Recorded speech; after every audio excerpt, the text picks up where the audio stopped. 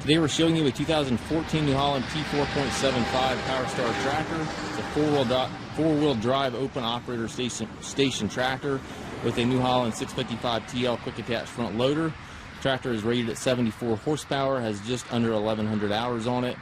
We took this tractor in on trade from a fellow that was downsizing to a smaller tractor. Tractor's in really nice shape, paint's excellent on it. Again, it comes with the 655 TL front loader. Has the skid steer style quick attach for your bucket connection. Bucket's in really nice shape. There's the front grill guard on it here.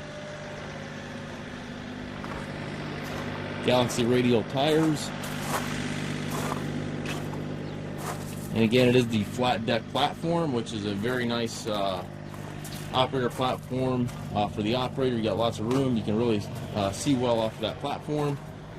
Fenders are in nice shape. It's got the top link here, dual remotes back here, 540 PTO, drawbars with it. Has the telescopic 3-point arms and stabilizers on both sides.